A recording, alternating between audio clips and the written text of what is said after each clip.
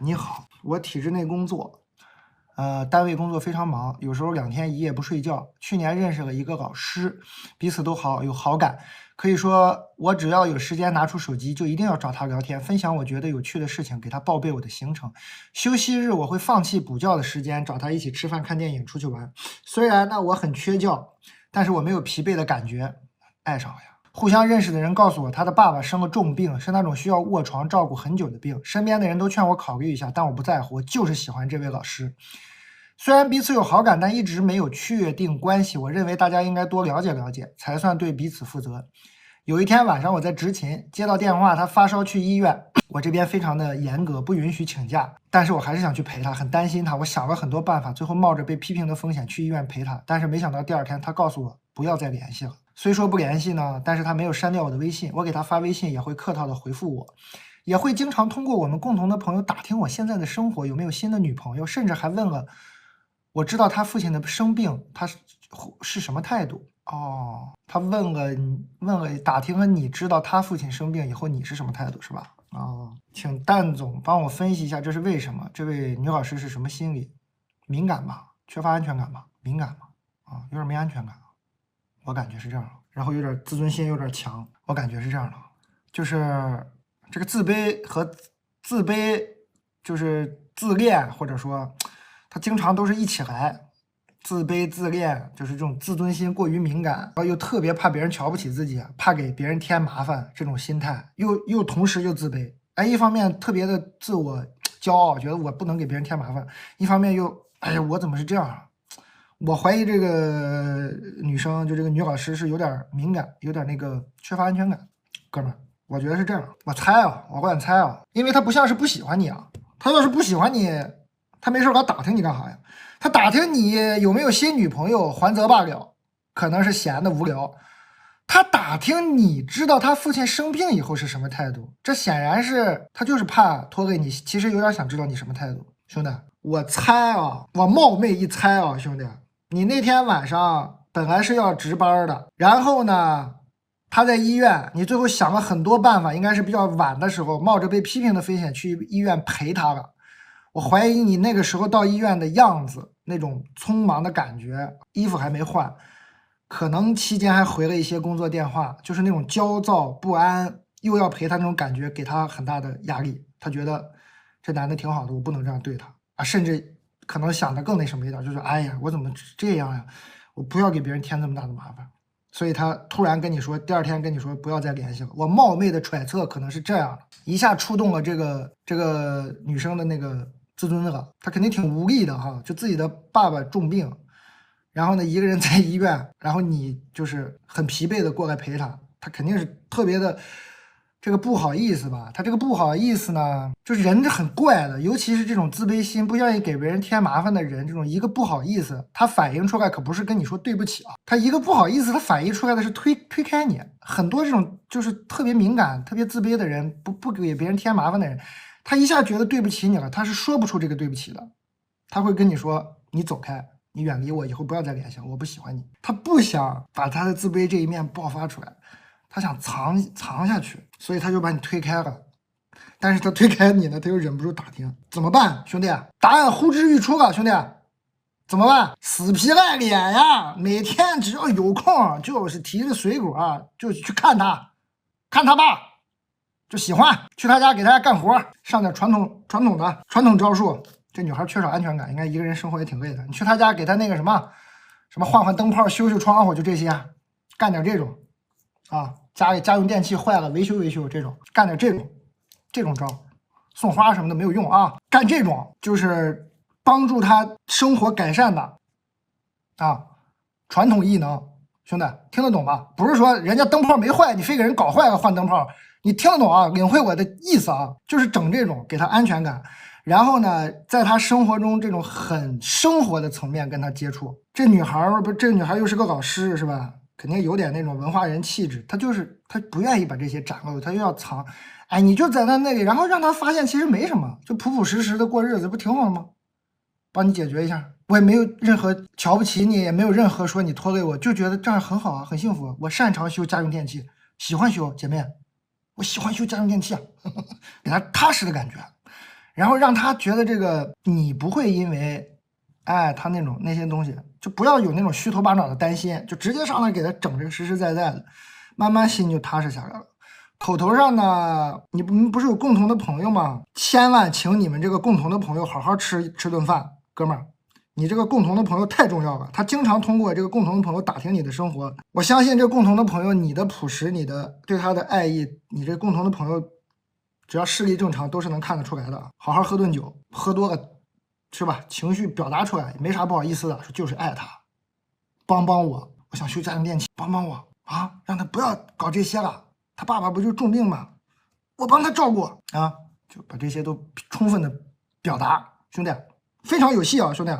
我觉得你俩就是啊，天作之合有点夸张了吧？但是你俩应该是可以在一起的，你别放弃啊，别放弃啊，哥们儿啊，你俩肯定是有一场抱头痛哭，我跟你说，哥们儿，你到时候做好心理准备啊。这姐们儿肯定是有一腔眼泪在压抑，就是在某一个节点，不知道是哪个节点，不知道什么时候，不知道是修灯泡的时候，还是突然在街上走路的时候，你俩必有一场抱头痛哭啊。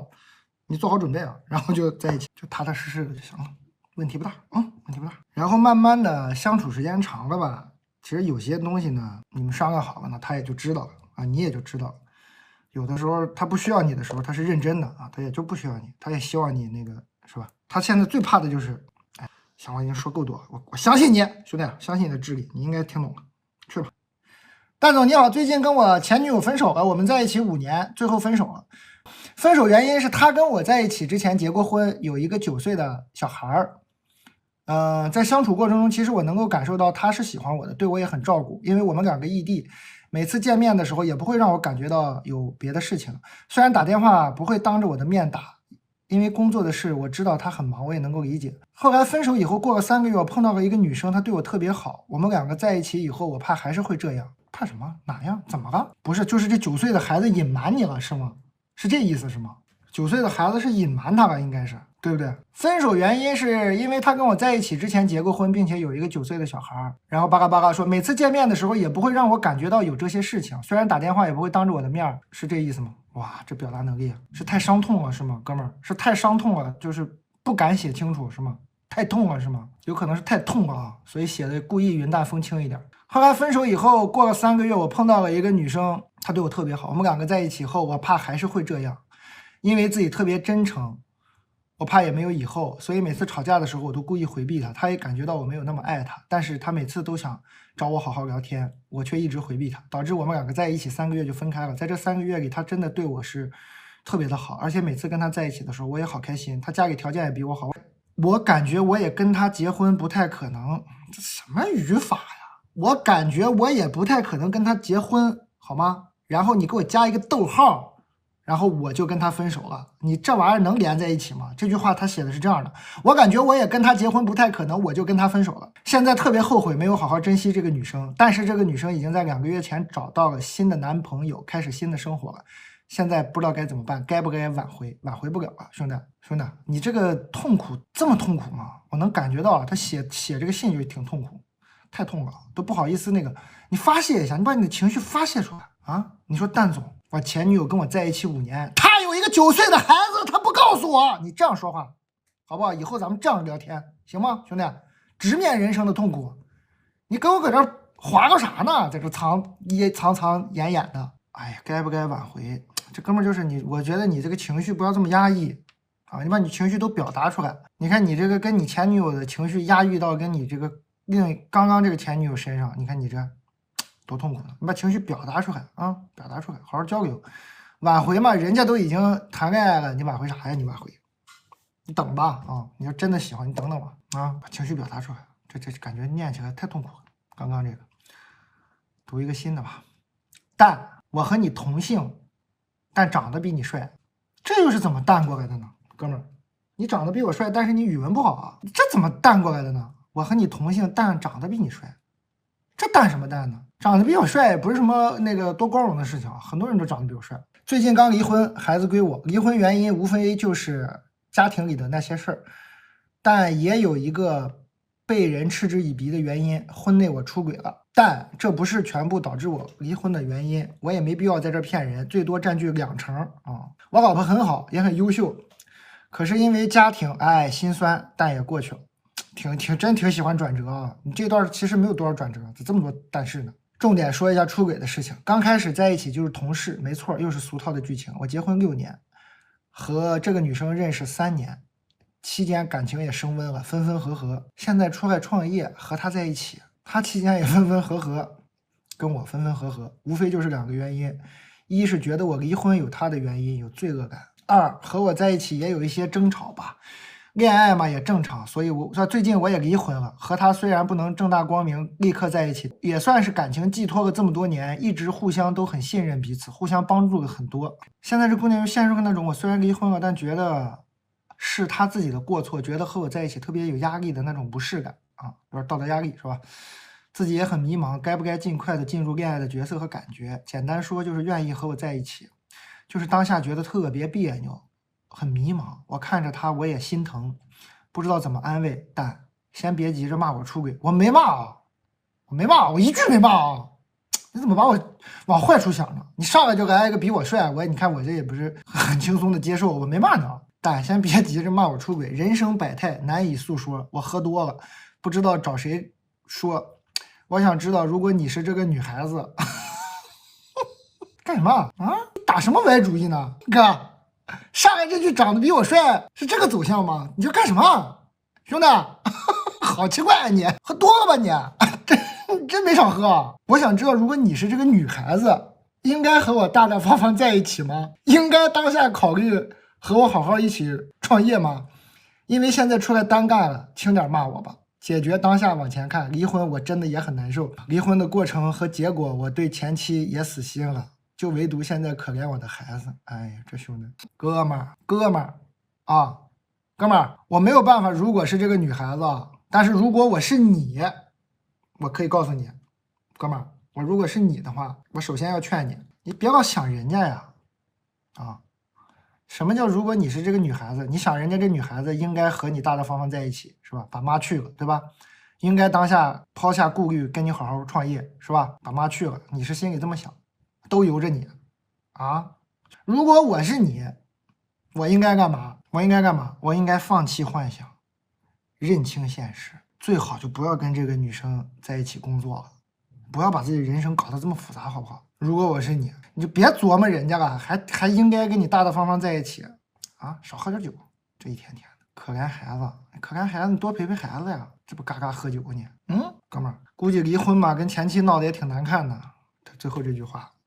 闹得难看，永远每天早上，无论你过的现在日子过得有多苦，无论你的前妻给你造成了多大的痛苦，多想孩子，你每天早上醒来看着镜子，对自己说3个字：你活该。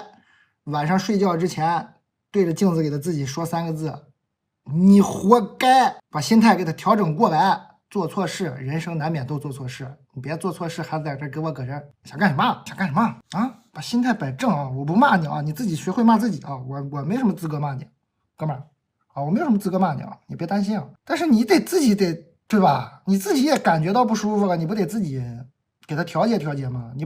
你觉得你啊都是你前妻的错？不会吧？每天骂一骂自己，醒一醒，打起精神，出去好好工作，多挣点钱啊，把钱给孩子。给前妻多挣点，你以后想谈恋爱，你也得多挣点钱吧，好好工作吧，别这干啥呀？哎呀，这一离婚他应不应该大大方方和我在一起？你别操这心了啊！好好认识认识自己，好好看看自己是个几斤几两，什么德行啊？每天注视着镜中的自己，看着自己的双眼，看看自己是什么德行。没事啊，这个做错了，人这个也没有说多少那个。多完美的人，做错了，但是你得知道错呀。知道错了就有救，知错能改，善莫大焉，好不好？你就别想着这个女的要不要跟你在一起啊，要不要什么呀？别想这些了，清爽一点，把人生过得清爽一点。你不是心疼孩子吗？把孩子照片贴你那个卫生间那个镜子上啊，把你孩子照片设置成手机壁纸，每天看看孩子，想想自己对得起孩子吗？想想自己的有没有动力好好赚钱，有没有动力还有这个闲心搞这情情爱爱吗？支棱起来啊，哥们儿，没骂你啊，没有那意思，我是希望你自己给自己调节，别老喝酒了，心情不好别喝酒啊，心情好的时候再喝酒。经验之谈啊，我心情不好不喝酒了，我劝你也是，心情不好不要喝酒了，喝点那个快乐的酒，好好工作吧。真还用上了。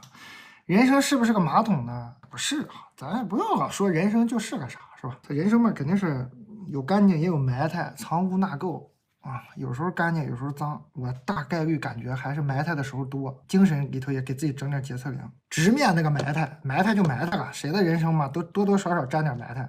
但你得处理呀，你得面对呀，你面对啊，你不能不处理啊。这埋汰你擦呀！啊，这兄弟太猛了，这怎么还在刷张泉灵老师？我知道了，刚刚那个就知道了，谢谢啊。那我也夸夸张泉灵老师吧。啊，张泉灵老师，整的我有点不会了。你们都在这刷张泉灵老师夸我了，我这说了半天谢谢，感觉不够，我得夸他2句，但是。太突然了，我这有点不知道该咋整了啊！感谢啊，确实感谢张老师。我看张老师那天说一个那个挺好的，感情中能得到的3个价值：情绪、经济和那叫什么？帮助是吧？生活料理是吧？3个价值，功能性对，一个是功能性，一个是情绪价值，一个是这个经济价值。啊，这个分析还挺好的，感觉用来那个分析还可以，挺靠谱的。欢迎大家啊，新来的朋友关注一下啊，欢迎啊！我就是一个读信人啊，我开始读信了。李诞先生你好，来，怎么个事儿？我是一名创业者，当然了，目前为止不太成功，且因为创业增加了负债，导致今年极度焦虑失眠。我变得非常悲观。我有一位认识了快10年的朋友，我们不在一个城市。今年他来到我的城市出差，我们见了一面。我有一位认识了快10年的朋友，我们不在同一个城市。今年他来到我的城市出差。我来到你的城市，走过你的街，想你的日子是怎样的孤独，你会不会忽然的？我们见了一面，上次见面呢，应该是15年的汽车活动吧，真的是蛮久不见了。我现在创业的行业呢，跟汽车也没有关系了，想跟你唠叨一下感情问题。当然了，纯粹是唠叨，因为我自己想过，大概呢是我自己太悲观、太焦虑，让我对很多事情变得想要不去触碰。但是我这个朋友说，肯定是个女生啊，我这个朋友说。要陪我去看我喜欢的歌手演出不会就是我刚刚吟唱的那一位吧？认识10年，来到你的城市，完了要陪你去看一个喜欢的歌手演出。我喜欢这位音乐人有20年了，不会吧？20年？除了这一位就是张学友了呀。我喜欢的这位音乐人有20年了，一直都是我自己一个人去看的，每次去看都觉得是一场疗愈。但是这2年我看演出也觉得很难受了。今年11月。是他在2024年演出的最后一场，大家快帮我看看是谁啊？今年11月是他在2024演出的最后一场。我原本也想通过看演出出来让自己镇静，但是这个朋友要一起去，我突然变得兴奋了，不镇静了，哥们儿兴奋了，哥们儿兴奋了呀！不过没人知道我自己的焦虑和失眠，也没有人知道我对世界的失望的想法，我很怕。如果和朋友看这次演出，我喜欢上朋友怎么办？我看你已经喜欢上了啊，兄弟，已经爱上了啊，已经爱上了。但我也不知道我在跟你说什么，大概率是太焦虑、太崩溃了，只是想唠叨吧。很多问题只能自己解决。最近看你的小卖部，特地发信来说谢谢你，你也要加油，祝你健康开心啊，哥们儿，你也健康开心啊。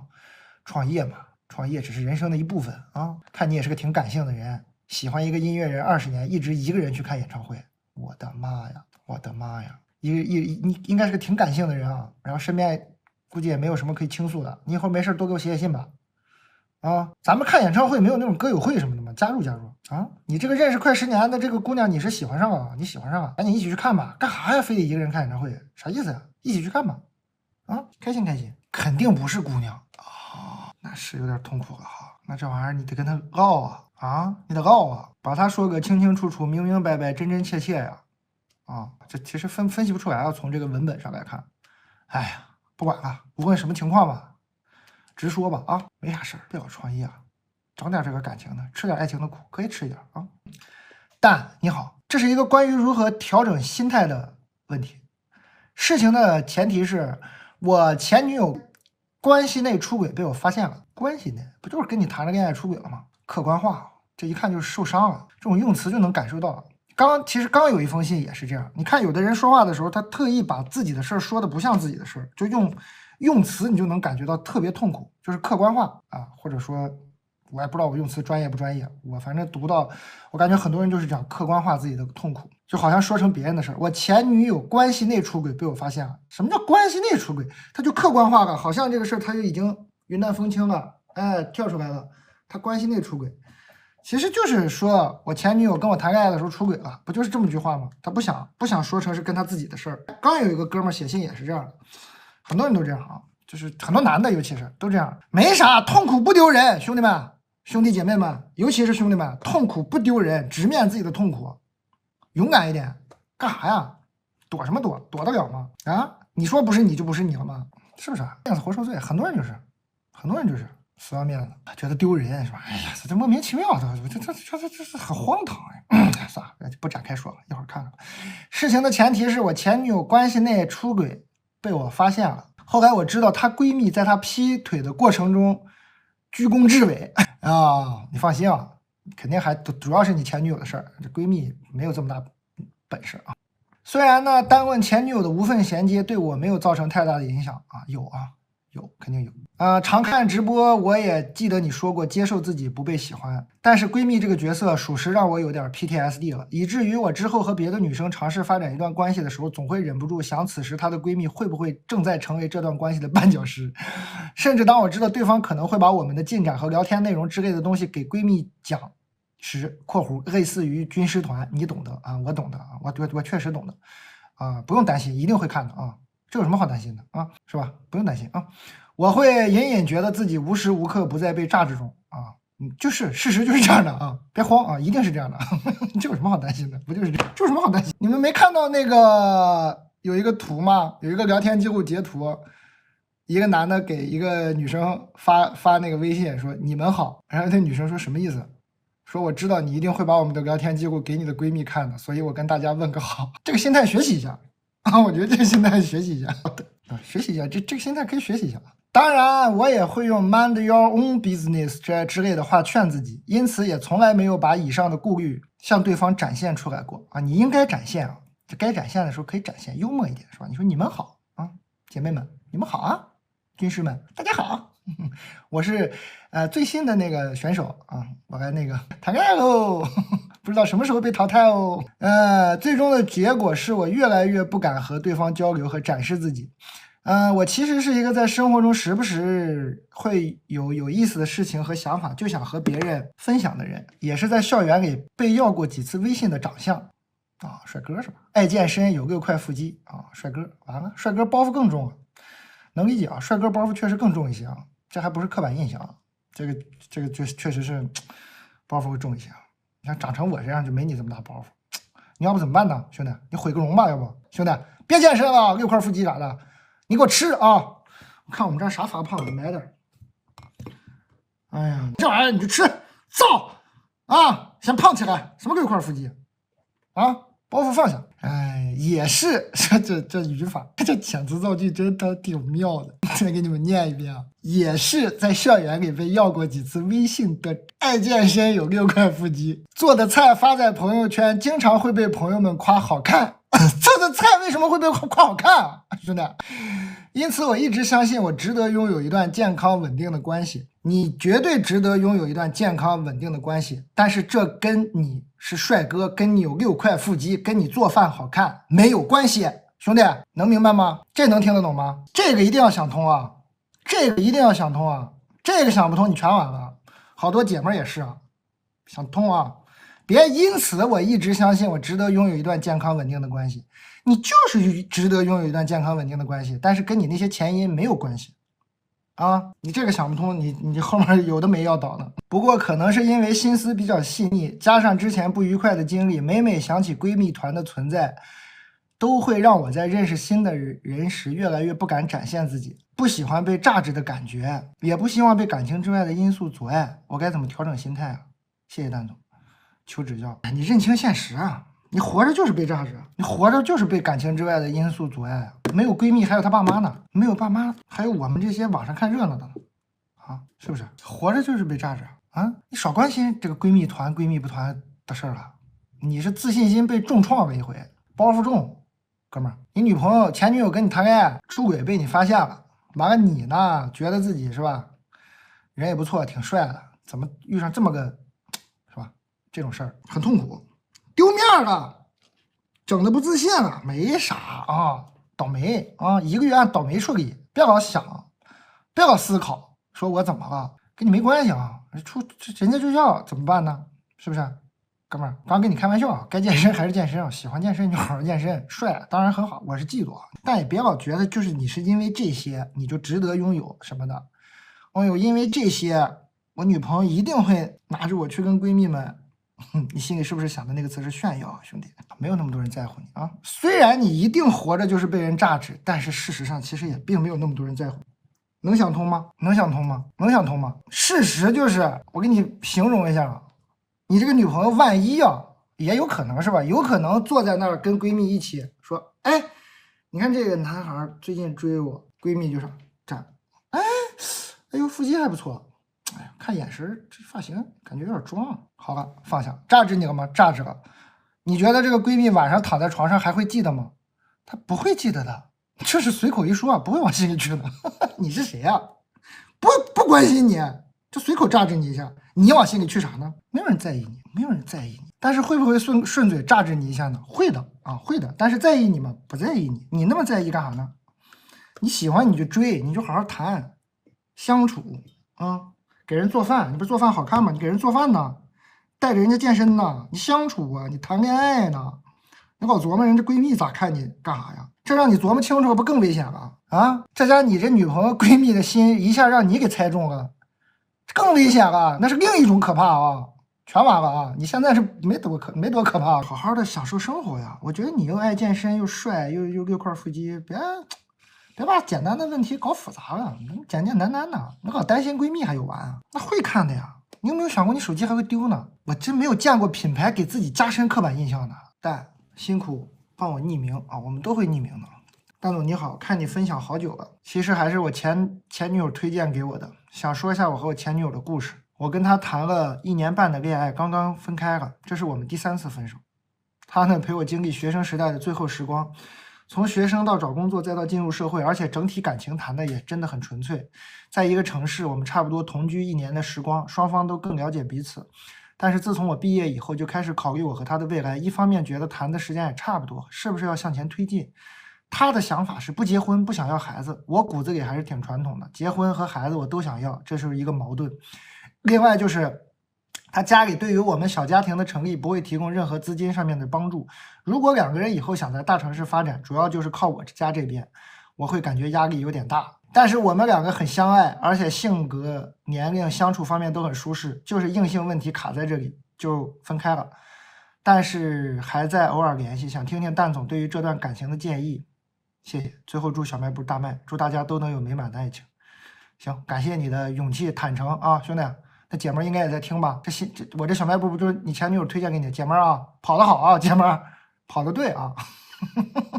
偶尔联系得了啊，千万别回头啊，姐妹儿，小伙子，我跟你啰嗦2句啊。想结婚想要孩子有错吗？没有错，你得找一个跟你一样想结婚想要孩子的。以后还要在大城市发展，主要靠你家这边，你感觉压力有点大。结婚孩子你也想要，大城市发展你也想要，想要家里帮助吧，你也想要，你还想要对方家给帮助帮助。哥们儿，没有这么多好事儿啊，兄弟啊。人生呢，你刚刚说的这些东西啊，很多人都40多岁了也没凑齐呢，啊，这什么，这孩子也有了，家庭也有了，大城市也立住足了，两边家庭还支持，这幸福的。你这刚毕业嘛，这不是哥们儿小伙子啊，这好多40多岁都没有啊，你这是刚毕业，你想什么呢？你清醒一点，好好找工作啊，你好好工作，你这干什么啊？好好的找个工作。自己挣钱自己花不好吗？别一上来就想着要结婚要生孩子，然后就想着要靠家里这边，这当然是个选择，我也知道这也是很多人的选择，但你别一上来就觉得默认这就是个选项。咱们能不能试试自己，是吧？养活养活自己，自己在大城市闯一闯，试一试，你感受感受啊！这结婚生子的着啥急呢？听你这意思，你家也不是大富大贵之家呀，是吧？如果是大富大贵之家，也不用靠女方家了。你又不是大富大贵之家，是有什么家产需要继承吗？着什么急呢？闯2年好不好？啊，别那么着急。你说你要是不结婚，不着急结婚，不着急要孩子，你跟你这女朋友是不是还能谈一段时间？你说是不是？你看看你瞅这事儿闹的啊，哥们儿，真的啊，肺腑之言啊，肺腑之言。应该年纪也不大嘛，这刚毕业，我真诚的建议你啊，骨子里传统不是个问题啊，传统也未必是个坏词儿，是吧？很多人其实都有不同方面的传统，你别老觉得传统也不是啥坏词儿，但是你传统不代表着说我就要结婚了，我就要生孩子了，然后我就得花我爸妈钱在大城市立足了，不是吧？啊，自己闯一闯啊，感受感受世界的繁华，咱们的承诺呢啊。我再说一遍啊，我们这个开播之前有过承诺的啊。我们今天是男性来信专场，给我们小卖部来信的这些男性朋友们是很有勇气啊，他都冒着很大的被喷的风险写信，然后还要说自己的隐私，我觉得很有勇气。咱们互相咱不要骂他们好吗？咱们啊可以批评，对事不对人啊。咱们这个有的朋友做事呢欠考虑，这不年轻嘛，咱没必要骂人家是吧？就批评批评。开玩笑可以啊，就年轻啊，欠考虑是吧？互相承诺。我主要刚看到下面这个批评的有点幽默，我也不敢复述。你俩这个分手分的挺好，然后你好好打拼吧。